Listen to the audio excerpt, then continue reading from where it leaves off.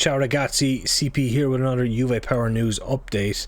If you're new to the channel, please hit subscribe. Keep yourself updated on all the best Juventus news every day. So what have I got for you today? I've got news of Donnarumma, I've got Kulusevski, Locatelli, potential movement of Juventus second and third goalkeepers, and one on loan. I've got a Superleague update from Guido Vaciago. And yes, with that, let's get straight into it. So from here, we've got Romeo Gresti. He's talking about Allegri. Allegri gives the green light for Locatelli. Locatelli is a prime target for Allegri. That's Allegri Mercato #1 acquisition. Hopefully it's going to happen soon. No official offer has been made yet from Juventus, but it's on the launch pad, so coming soon. Sassuolo, they don't want any technical counterparts, so that means they don't want anybody in exchange to reduce the fee. They don't want any loans, they don't want anything like that. Straight cash for Carnevali. Cash is king for him. So with that, what else have I got? I've got Donnarumma news. So late last night we heard that unfortunately Guido Donnarumma he's going to go to PSG. Advanced talks, contract for 12 million. Fabrizio Romano says here Donnarumma is just waiting to sign his contract, and it's going to last until 2026, June 26. Verbal agreement made. He's expected to stay at PSG and compete with Keylor Navas for the #1 spot. The total salary over the 5 years is going to be 60 million, only if the add-ons will be activated, and I'm sure they will be. He's going to make plenty of money. For me, 12 million is probably too rich for Juventus to compete. So what can I say? Well done, Mino. He's got plenty of money for his client. With that, Romeo Gresti is talking about Juventus potential operations to monetize on Perin first of all, and Pinsoglio. So these are, Pinsoglio, much loved at the club, but Juventus may look to move him on and make some money. Perin is on loan. He will not stay with Juventus. He won't come back, and he says again the goal is to monetize. We've got to make some money. So with that, I'm gonna jump on to Guido Vaciago on Tutto Sport. He's talking about the Superleague. So what do we know so far? The most up-to-date news to now was Swiss Court of Justice have notified FIFA and UEFA that they can't punish the Superleague clubs. Guido goes on to explain a little bit here. He says they can in fact punish them. They can issue a disciplinary action, which will more than likely mean their exclusion from European competition for at least 1 year.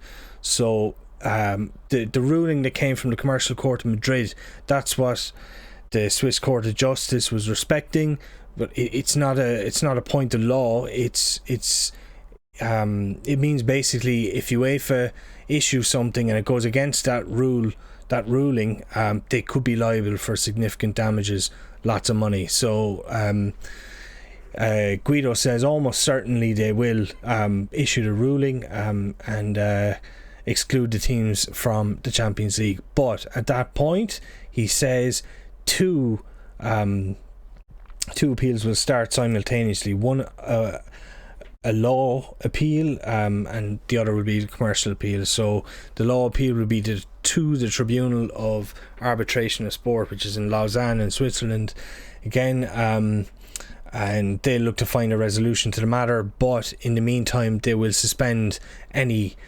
punishment given by UEFA, so the teams will be allowed to proceed in the Champions League pending that resolution. So they're probably going to have to get into some sort of conflict resolution, whatever.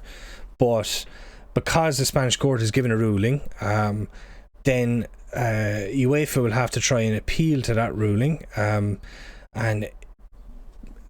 because the court's given a ruling, it's more than likely going to back up that ruling again, which could end up costing UEFA a lot of money. And what does that mean? So that means UEFA could end up paying a lot of money to the Superleague teams as compensation for the whole matter.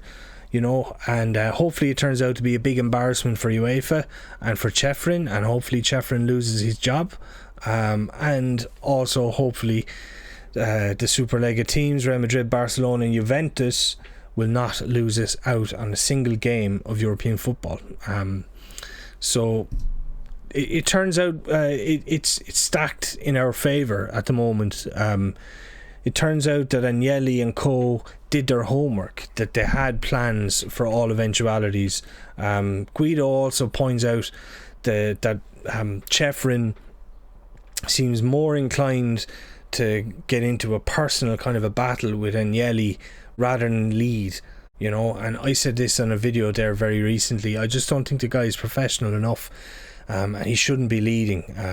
He's made, as we say in Ireland, a holy show of himself to everybody now knows what kind of a guy he is, and hopefully he loses his job very, very soon, and I hope it goes badly for him. And I don't normally have any badness in me, but when a guy like this is ruling on such a large and important kind of field like football, and he's acting like a tyrant, then he deserves everything he gets.